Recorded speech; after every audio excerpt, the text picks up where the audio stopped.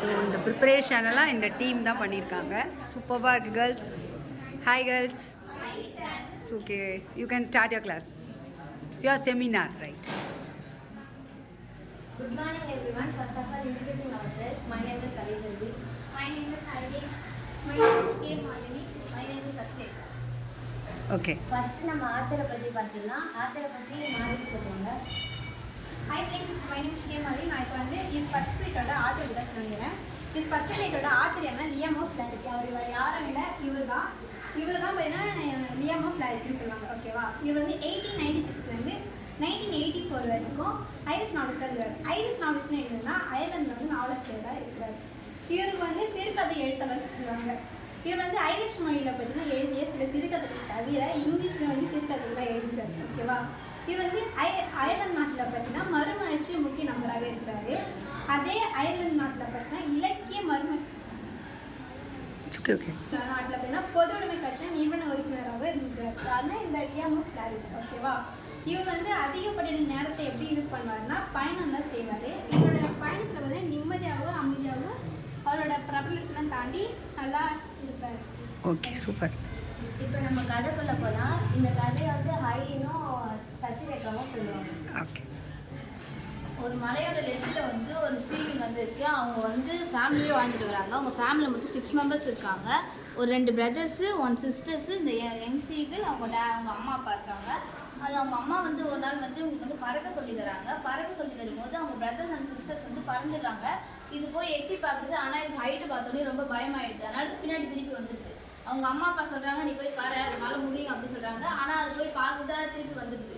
அதனால பறக்க முடியாதுன்னு நினச்சிச்சு. அவங்க அண்ணன் ஃபஸ்ட்டு போய் பறந்து போயிட்டு ஒரு மீனை பிடிச்சி சாப்பிட்றாரு. அதை பார்த்தோன்னே அதுக்கு ரொம்ப கவலையாக இருக்குது, எப்படி நம்ம போய் பிடிச்சி சாப்பிட்டு நம்மளால முடியலையே அப்படின்னு சொல்லிட்டு.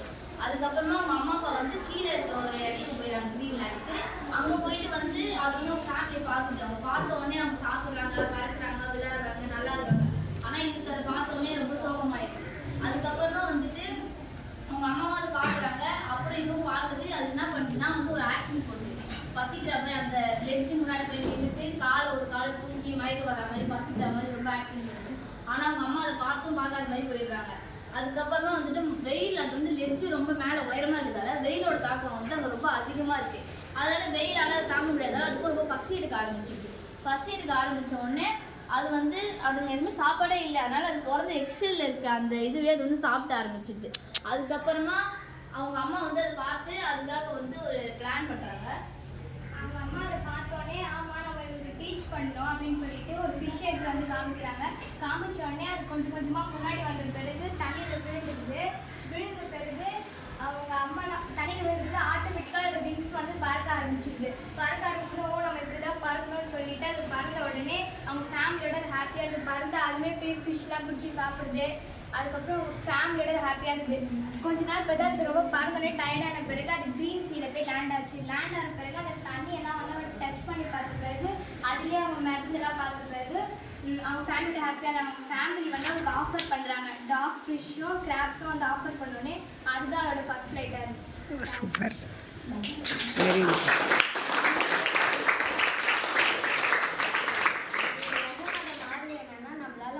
எதுவுமே இல்லை, நம்ம தான் அதை முடியாதுன்னு நினச்சிட்டு இருக்கோம். நம்ம ஃபஸ்ட்டு அதை இறங்கி பண்ணால் தான் நம்மளால முடியும். Very nice. நெக்ஸ்ட்டு ஏதாவது ஆக்டிவிட்டீஸ் வச்சுருக்கீங்களாப்பா? Okay, very nice. நாங்கள் இந்த லெசனில் நடுவில் கொஸ்டின் கேட்க போகிறோம். அதில் யாரெல்லாம் ஆன்சர் சொல்கிறாங்களோ அவங்களுக்கு புக்கு தரங்க. அவங்களுக்கு ஒரு ஆன்சர். இதுதான் சூப்பராக இருக்கே. ஆன்சர் பண்ணுறவங்களுக்கு கிஃப்ட் இருக்குது. ஓ சூப்பர். இப்போ ரெடியாக இருங்க எல்லாரும். ஆன்சர் பண்ணுறவங்களுக்கு கிஃப்ட் இருக்கான். கை தூக்கணுமா தெரிஞ்சவங்க? ஓகே.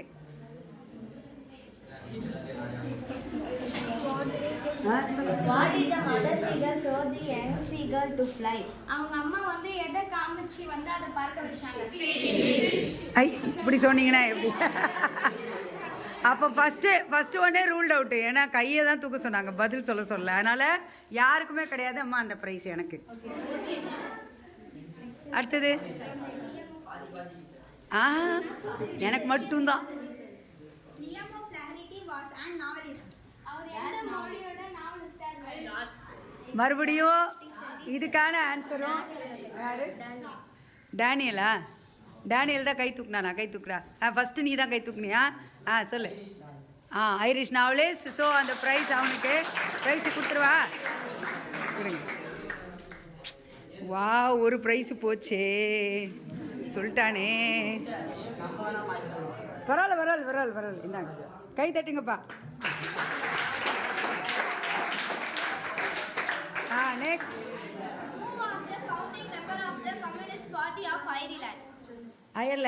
அயர்லாண்டோட யார் ஃபஸ்ட்டு தூக்குனது? முத்துலட்சுமி. ஆன்சர் சொல்.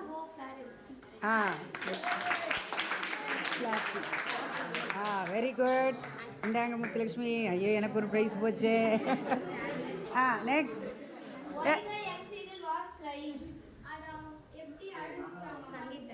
சங்கீதன்.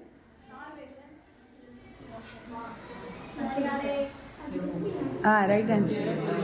பசிக்குதுன்னு தானே அழுகுதுன்றா. கரெக்டு தான். சார் ஆன்சரை கொஞ்சம் சத்தமாக சொல்லுங்கள் சார். இந்தாங்க சார். இரு பதிவாகலை. எப்பா கொடுக்குறவங்களாம் ஞாபகம் வச்சுக்கோங்க. நெக்ஸ்ட்.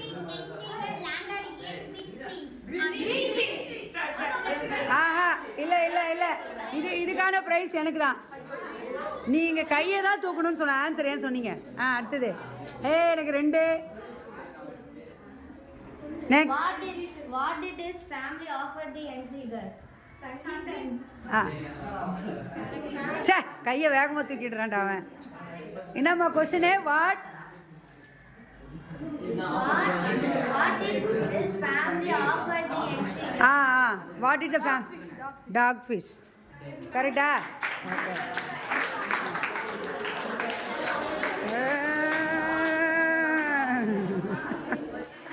Okay next. வேற என்னடா கண்ணு? நல்ல ப்ரிப்பரேஷன். அழகாக புக்கில் இதெல்லாம் வச்சு சூப்பராக இருக்கு. நல்லா பண்ணியிருக்கீங்க. Very good super. என்ன கேட்ட? ஓகேடா கண்ணு. இது ஃபீட்பேக் எதை சொல்லிடலாமா? இதுவும் நீங்கள் சொல்லிட்டீங்க தானே? இது கான்செப்ட் மேப் சூப்பராக இருக்கு.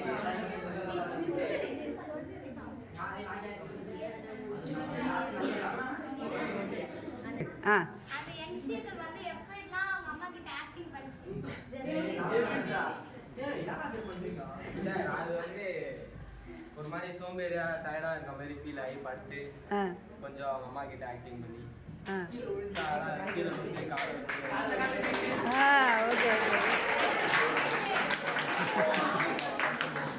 Okay the prize goes to வளர்ந்த பையன். வெரி குட் வெயிட்டிஸ். சொல்லுப்பா.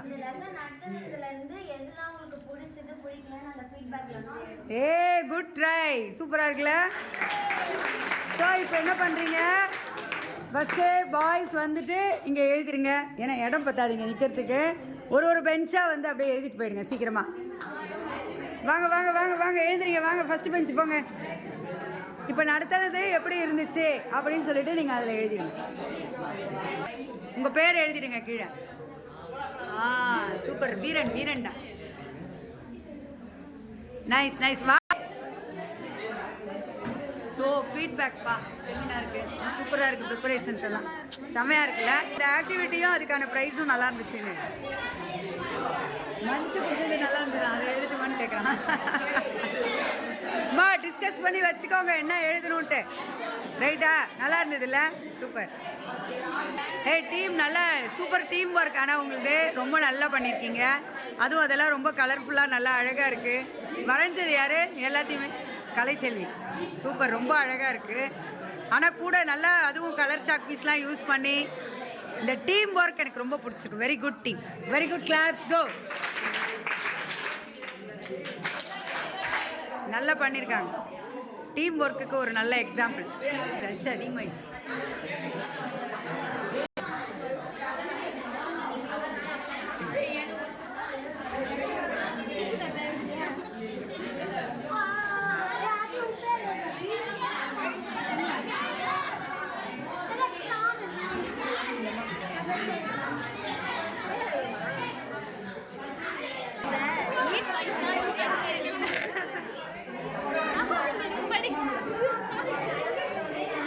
Yes. Okay. How was the presentation? So they deserve a very good clap. Very good claps. Go. Very good claps. Go. So ரொம்ப அழகாக எடுத்தீங்க. உங்கள் டீம் ஒர்க் எனக்கு ரொம்ப பிடிச்சிருந்தது. ஸோ இவங்க எல்லாருமே உங்களை பற்றி இதெல்லாமும் கொடுத்துருக்காங்க. So very nice, very good. Thank you so much.